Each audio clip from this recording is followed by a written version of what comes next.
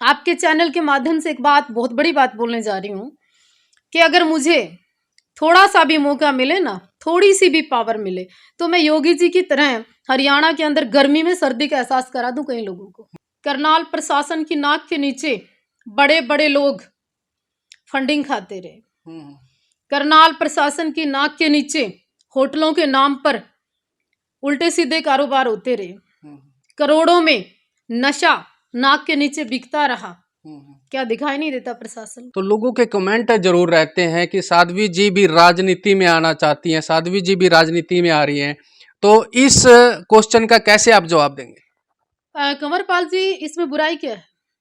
राजनीति अगर इतनी बुरी चीज है तो आधा देश पीछे क्यों लगा हुआ? नमस्कार, आप देख रहे हैं ITV24। मैं आपके साथ कंवरपाल। जैसा कि आप तस्वीरों में देख रहे होंगे कि इस समय हम मौजूद हैं साध्वी देवाजी धाम। यहाँ ब्रास में हम मौजूद हैं और हमारे साथ हैं साध्वी देवा ठाकुर, जिनसे हम कुछ सामाजिक चर्चा करेंगे, सामाजिक बातों को लेकर। जैसा कि अभी हम देख रहे हैं, साध्वी जी आपको नज़र आ रही। नमस्कार जी। नमस्कार कंवरपाल जी, कैसे हैं आप? मैं बढ़िया हूँ जी। तो आज हम बात करने वाले हैं कुछ सामाजिक चर्चा को लेके कि समाज में जैसे चर्चाएं चलती हैं, अभी हम बात एक और टॉपिक पे लेके करेंगे। पंजाब में अभी अभी चुनाव हुए हैं, इसके साथ 4 राज्यों में और चुनाव हुए हैं जहां भाजपा की सरकार बनी है, और पंजाब में जो आम आदमी पार्टी की सरकार बनी है। आम आदमी पार्टी की सरकार बनने पे हरियाणा की राजनीति पे कितना प्रभाव पड़ने वाला है, ये हम आपसे जानेंगे। देखिए, इसमें कोई संदेह नहीं है कंवरपाल जी, जहां यूपी के अंदर और भी कई राज्यों में बीजेपी की सरकार बनी, बहुत अच्छे बहुमत से बनी। शुभकामनाएं और साधुवाद। लेकिन इस बात को भी आप इग्नोर नहीं कर सकते कि केजरीवाल यानी आम आदमी पार्टी जिस तरह से पंजाब के अंदर अपना पूर्ण बहुमत लेकर सरकार बन गई, इसको आप नॉर्मल नहीं समझें। ये कोई सहज संदेशा नहीं है। ये हरियाणा और पंजाब एक दूसरे के छोटे बड़े भाई हैं। जब छोटे भाई को प्रभावित कर सकता है तो मुझे लगता है हरियाणा को भी कहीं ना कहीं 60% प्रभावित कर सकते हैं केजरीवाल जी।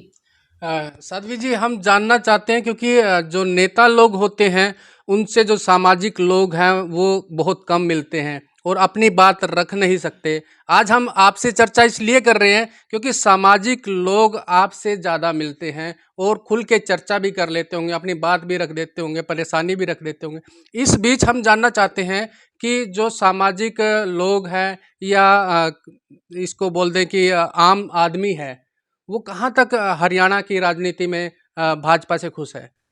देखिए, ये बहुत सुंदर और एक बहुत अच्छा विषय कंवरपाल आपने रखा। मैं या आप या आम जन, हमारे मंत्री हैं कहाँ? आप मंत्री तो छोड़िए, हमारे जो बीजेपी के, चाहे वो करनाल है, असंध है, सॉरी कुरुक्षेत्रा है या कोई भी, हमें तो जिला अध्यक्ष देखने को नहीं मिलते। यहाँ जो पहले एमएलए रह के जा चुके हैं वो देखने को नहीं मिलते, और जो एमएलए बनकर अभी कई साल से हैं, अब मिस्टर धर्मपाल गोंदर, मुझे उनका नाम पता एड्रेस कुछ भी मालूम नहीं, और ना यहाँ कभी वो दिखाई देते पब्लिक में। जो आम आदमी के काम होते हैं, जो आम आदमी की प्रॉब्लम है, वो असमर्थ है। वो ये बोलते हैं कि एसपी मेरी बात नहीं सुनता, प्रशासनिक अधिकारी मेरी बात नहीं सुनता, मैं एक बहुत साधारण आदमी हूँ। इस तरह के एग्जाम्पल दे के लोगों को इग्नोर कर देते हैं। हालांकि वो बहुत कनिंग, बहुत शाणे एमएलए है। तो एमएलए की बात आपने की, हम कुछ और नेताओं की भी बात करेंगे। जैसे आपने कहा कि जिला अध्यक्ष दिखाई नहीं देते या काम नहीं करते, तो मैं वही जानना चाह रहा हूँ कि जैसे आम आदमी जो है वो अपनी समस्या को लेके या तो जिला अध्यक्ष से मिलेगा या एमएलए से मिलेगा, लेकिन एमएलए उनका काम कर रहा है क्योंकि मनोहर लाल खट्टर जी जो हैं उनकी छवि एक बहुत ही सामाजिक छवि मानी जाती है और ईमानदार छवि मानी जाती है। कहा यह भी जा रहा है कि हरियाणा में काम सभी हो रहे हैं, लेकिन क्या उन तक जो आम जन है उनकी बातें पहुंच रही हैं? देखिए, जिनकी अप्रोच होती है, जिनके पास कोई सिस्टम होता है, जिनके पास हरियाणवी में कहूँ तो जुगाड़ होता है, वो लोग तो कहीं ना कहीं अपने काम भी कर लेते हैं, पॉलिटिकल अपनी अप्रोच भी कर लेते हैं, उनको लाइन में खड़ा होना भी नहीं पड़ता। पर जो आम आदमी है ना, उसकी तो सिंपल अगर एक एफआईआर करने जाए तो वो नहीं होती। और हमारे जो छोटे नेता जिनको हम कहेंगे या फिर आम अध्यक्ष हैं, जिला अध्यक्ष हैं, वो तो चाहते ही नहीं हम मुख्यमंत्री से मिले। वो चाहते ही नहीं हम भारतीय जनता पार्टी को आम आदमी भी सहयोग करे या आम आदमी मुख्यमंत्री की पहुंच तक रहे, क्योंकि उनको खतरा है। वो खुद कुछ नहीं करते और सामान्य व्यक्ति को आगे लाना नहीं चाहते। ये हालात है बीजेपी के वर्करों की आज, जो कि अगर ये ऐसे रहे, पब्लिक से दूरी रखी, प्रेम ना रखा, सहयोग नहीं किया, तो प्रभावित करेगी आम आदमी पार्टी, क्योंकि वो आंसू पोंछने का काम करते हैं, दर्द महसूस करने का काम करते हैं। इवन स्वयं मुख्यमंत्री बनकर केजरीवाल जी एक आम घर में भी जाते हैं, एक आम घर में भोजन करते हैं। बताओ मुख्यमंत्री कब आए थे गांव में? मनोहर लाल जी बहुत अच्छे हैं, नो डाउट काम करते हैं, अच्छी बात है, पर आम जन संपर्क कब किया था लास्ट टाइम? मैं पूछना चाहती हूँ, कब आपने गांव गांव जाकर बात की? सिर्फ चुनाव के समय, सिर्फ वोट के समय एमपी, एमएलए या सीएम साहब दिखाई देते हैं, इसके अलावा तो हमें दर्शन ही नहीं होते, एक फोटो भी नहीं खींचती आम आदमी की। जी। तो जैसा कि अभी हाल ही में पीछे एक डीटीपी जो है उसको गिरफ्तार किया गया, घूस लेते हुए, रिश्वत लेते हुए गिरफ्तार किया गया। 5 लाख उसके हाथ में रंगे हाथों पकड़े गए हैं। अभी कुछ प्रॉपर्टी बताई जा रही है, उसकी गाड़ियां बताई जा रही है जो कि गलत पैसे से उसने ली है। और उसके बाद जो तहसीलदार जो राजबक्स, जिनका नाम पहले भी सुर्खियों में रहा है, जो कि एक महिला को प्रताड़ित करने में केस में रहे हैं, तो इस विषय पे आप कितना कहना चाहेंगे कि जो अधिकारी है वो इतने भ्रष्ट, वो भी करनाल सीएम सिटी में? हाँ देखिए कंवरपाल जी, आप सारी बातें हमसे ना कहलवाओ तो ज्यादा अच्छी हैं। 7 साल का समय बहुत होता है। 7 साल एक मक्खन वाली जगह, जहां पर पूरा मक्खन ही मक्खन मिलता हो, करनाल। करनाल अमीरों का शहर है, करनाल ईमानदारी का शहर है, करनाल दानियों की नगरी है, करनाल राजाओं का बसाया शहर है। यहाँ जो भी आम व्यक्ति आता है वो रज के जाता है, और पहली बात जाता ही नहीं है। तो चाहे विक्रम की बात करो, राजबक्स की बात करो, या और भी कई लोग हैं जो मुकोटे पहने हुए हैं, जो दिखाई नहीं देते। आज कई नेता बड़ी बड़ी बातें फेंक रहे हैं, ये हो गया जी, वो हो गया जी, फलाना हो गया जी, ढिकड़ा हो गया। तुम कहाँ थे? तुमने पैसे दिए जभी तो अमीर बने। बहुत कम लोगों के बयान आ रहे हैं, नेताओं के, जो भाजपा के नेता हैं, बहुत कम नाम आ रहे हैं। लोग अंदेशा भी कर रहे हैं, आम जन अंदेशा भी कर रहा है कि कहीं ना कहीं इनका भी हाथ है और इन तक भी वो रिश्वत का पैसा पहुंचता है। उस लेडी के मामले में जब शिव कुमार का नाम उछला तो मामला दब क्यों गया?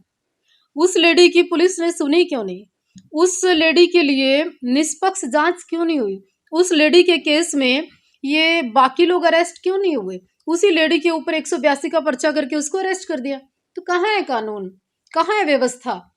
तो यहाँ बहुत सारी चीजें ऐसी है जो पर्दे के पीछे हैं, जो दिखाई नहीं देती।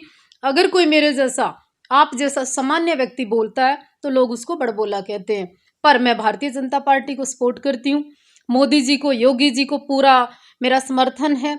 पर हाँ, करनाल के नेताओं से मैं भी परेशान हूँ। करनाल के जो आम नेता हैं, ना वो महिलाओं को सम्मान देते हैं, ना संतों को सम्मान देते हैं, ना ही एक जो सिचुएशन होनी चाहिए आम आदमी के मिलने की, ना उनके पास वो है।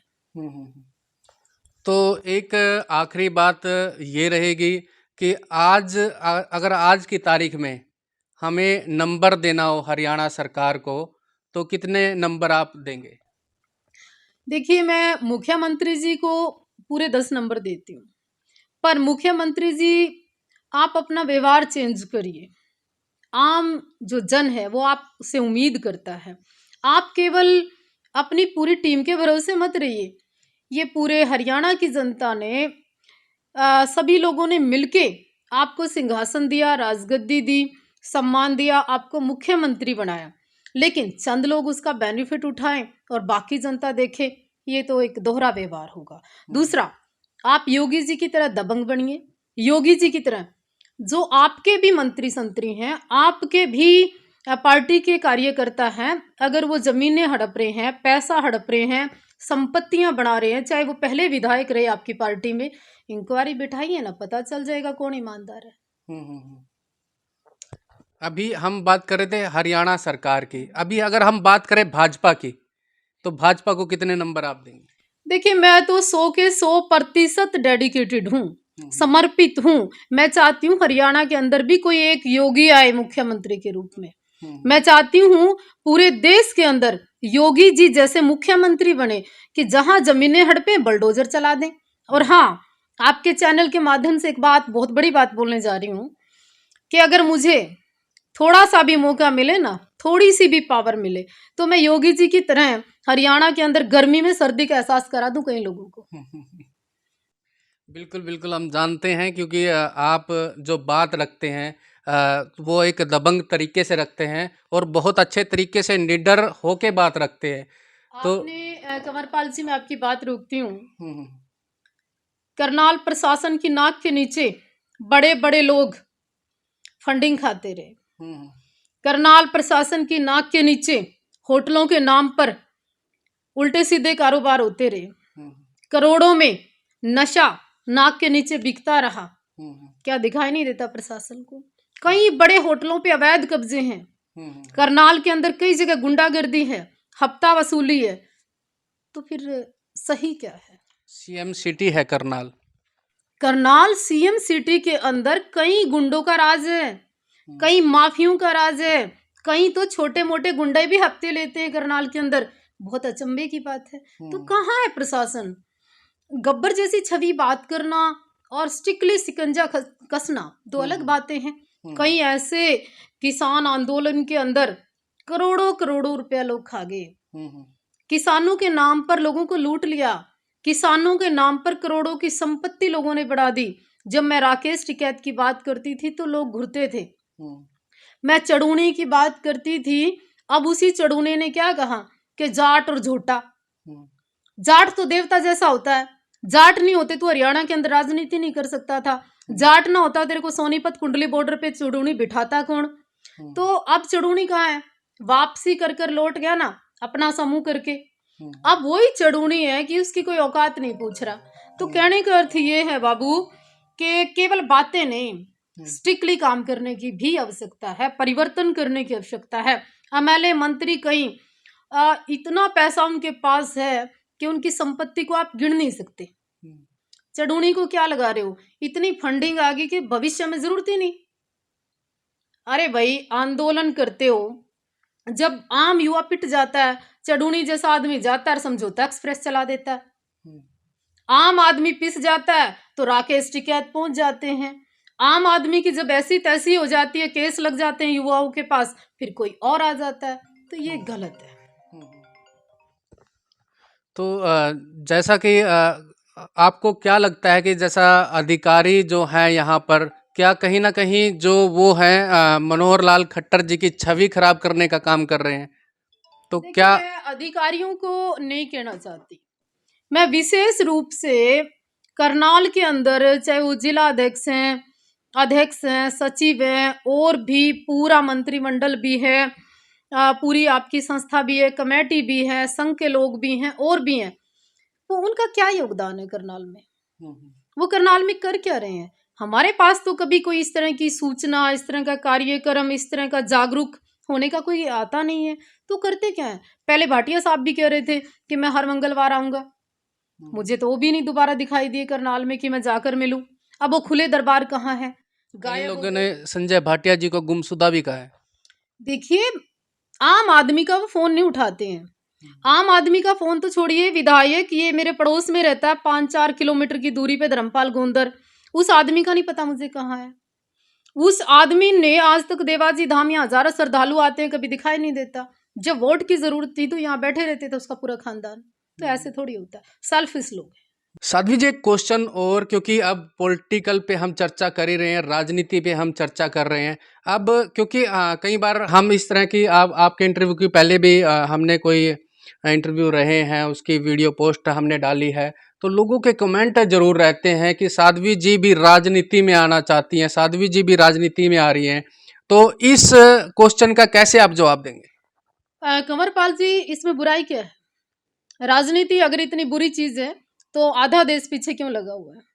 योगी जी जैसे मुख्यमंत्री, उत्तर प्रदेश जहां गुंडा राज था, जहां पे भ्रष्टाचार था, जहां दिन में लड़कियां बाहर नहीं आ सकती थी, जब उस राज्य का, इतने बड़े उत्तर प्रदेश का सुधार कर सकते हैं, हरियाणा पंजाब तो बहुत छोटे छोटे हैं, क्यों नहीं? मुझे मौका मिले तो मैं तो कह रही हूँ, आपको ऑलरेडी कह रही हूँ कि मैं तो गर्मी में सर्दी का एहसास करा दूं कई भ्रष्टाचारियों को, कई ऐसे लोगों को, कई ऐसे गुंडों को, कई ऐसे भूमा माफियाओं को जो बड़े बड़े मगरमच्छ हैं, चाहे वो ऑफिसर के नाम पे हो, नेता के नाम पे हो, आम आदमी के नाम पे हो। कई लोगों ने तो एक ऐसा समूह तैयार किया हुआ है कि चाहे वो राजनीतिक किसी भी क्षेत्र में हो, चाहे बीजेपी की सरकार हो, कांग्रेस की सरकार हो, चौटाला की सरकार थी, उन्होंने अपनी मलाई कहीं ना कहीं सेट करनी है, तो ऐसे ऐसे मगरमच्छों को अंदर जाने की जरूरत है। एक मतलब जैसे कि हमने पूछा कि जैसे जिज्ञासा रहती है कि सामाजिक सेवा हम पॉलिटिकल राजनीति में आके भी कर सकते हैं, तो उस पे क्या कहना चाहेंगे? बिना पावर के कभी कोई भी काम नहीं कर सकता। पिछले 10 साल से हम लोग लगातार काम कर रहे हैं पब्लिक के बीच में। अगर मेरे पास कोई पावर नहीं है, मेरे पास कोई ऐसी ताकत नहीं है पॉलिटिकल, तो कंवरपाल जी मैं आपका काम करके कैसे दे दूं? भले ही आप सहज और भले ही आप सहजता से काम करते रहे, कौन पूछता है? जब तक पॉलिटिकल पावर आपके पास नहीं है, पद आपके पास नहीं है, तो आप अपाहिज हैं, आप कमजोर हैं, सत्ता के बिना आप सेवाएं नहीं कर सकते। आपको आना चाहिए, और मैं तो हर आदमी का स्वागत करती हूँ कि तुम सबको भी अधिकार है पूर्ण रूप से, जैसे खलनायक मूवी में बदलाव आया था वैसे आने का। तो क्या मतलब पॉलिटिकल में, राजनीति में आके अच्छी समाज सेवा हो सकती है एक साध्वी के लिए? साध्वी उमा भारती जी हैं, साध्वी निरंजना ज्योति हैं, साध्वी और भी कई हैं, योगी आदित्यनाथ हैं, बालकनाथ हैं, बहुत सारे लोग हैं। मैं अकेली थोड़ी हूँ। साक्षी जी महाराज हैं, अवधेश आनंद जी महाराज हैं, सारे लोग तो कर रहे हैं। और सुनिए, जितने भी डेरे हैं, जितने भी साधु हैं, जितने मठाधीश हैं, क्या उनके पास सीएम नहीं जाता? क्या उनके पास प्रधानमंत्री जी नहीं जाते? क्या पॉलिटिकल लोग उनके पास नहीं जाते? क्या डेरे, मंदिर, आश्रम बिना राजनीतिक चल रहे हैं? ये तो एक दिखावा, एक अलग चीज है। सच्चाई ये है, एक दूसरे के साथ दोनों चीजें जुड़ी हुई है। तो जैसा कि हमने चर्चा की साध्वी देवाजी ठाकुर से कि किस तरह से सामाजिक चर्चा, क्योंकि पॉलिटिकल चर्चा एक अलग पहलू है और सामाजिक चर्चा एक अलग पहलू है। सामाजिक लोग जो हैं साध्वी जी से मिलते हैं। हमने पंजाब चुनाव की बात की और 4 राज्यों में चुनाव की बात की। जानना चाहा कि किस तरह से आम जन जो हरियाणा का है उसकी क्या राय है हरियाणा सरकार को लेके, भाजपा को लेके, क्योंकि साध्वी जी जो है सामाजिक लोगों में रहती हैं, आम जन के बीच में रहती हैं। तो अच्छे जवाब हमें मिले। मैं सभी से निवेदन करना चाहूँगा कि इस वीडियो को ज़्यादा से ज़्यादा शेयर करें और हमारा ITV24 पेज है, इसको फॉलो ज़रूर करें। धन्यवाद।